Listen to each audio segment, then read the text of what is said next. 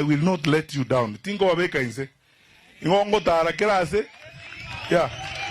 I will not let you down.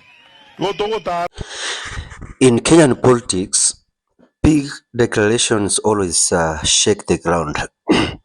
Yesterday, Fred Matiang'I has made his strongest statement, telling the country that the journey to the State House is unstoppable.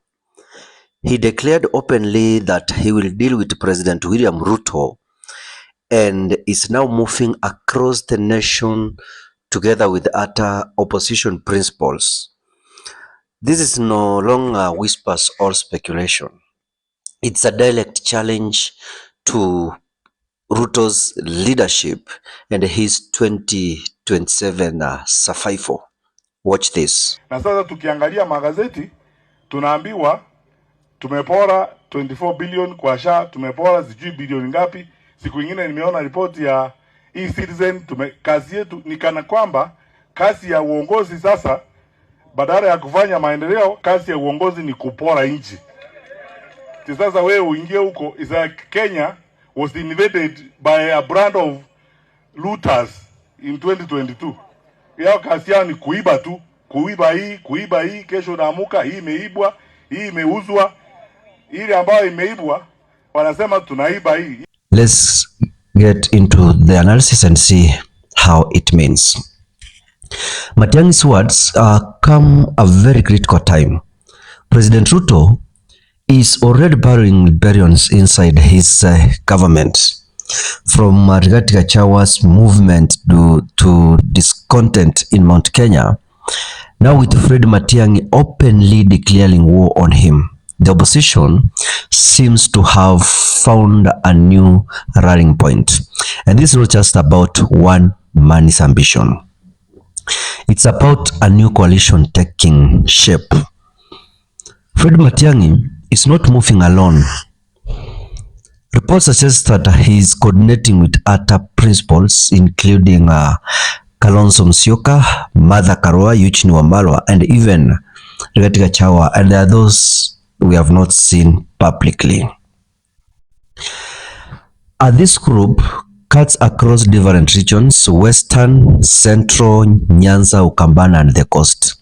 If they stand together, it could create a national wave that is difficult for President Ruto to stop it. What makes Matiang'I dangerous to Ruto is his past record. As a no-nonsense interior cabinet secretary, he proved he could manage the state machinery and win public trust.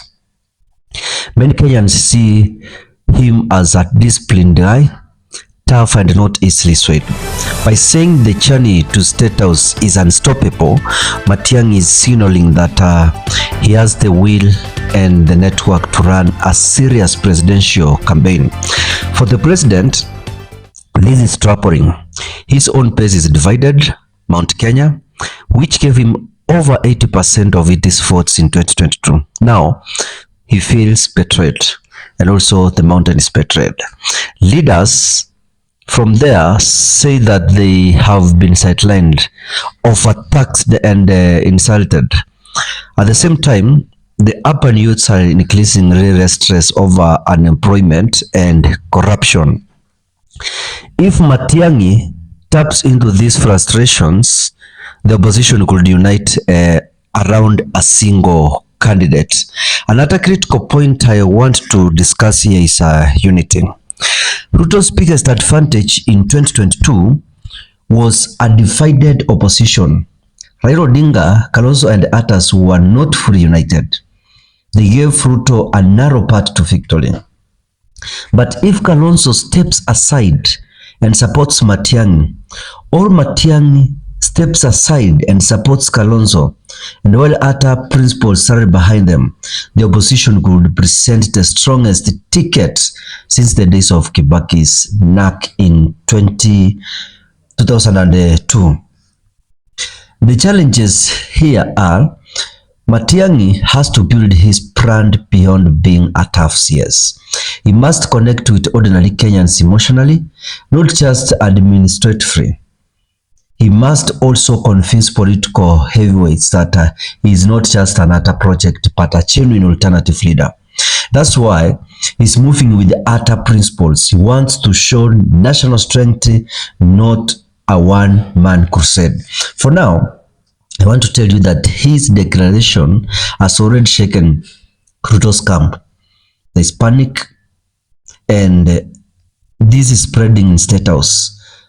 President Ruto's allies are worried about losing the Mount Kenya base. The opposition is renewed energy, and the international attention Matiang'I that has brought. If the coalition holds 2027, I want to tell you that 2027 may not be the walkover Ruto once expected. Fred Matiang'I has fired the first loud shots. He has told Kenyans that the journey to the State House is unstoppable. With Kalonzo Musyoka, Martha Karua katika Chagwa, Eugene Wamalwa, George Natembeya, and others around him. The game is changing. Ruto will not face one of the toughest, he will now face one of the toughest battles of his career. For the opposition, this is the chance they have been waiting for. But the big question remains, will they stay united, or will personal ambitions gather the dream? Thank you for watching this up to the end, ladies and gentlemen. Subscribe if you haven't subscribed, and let's move together. Goodbye.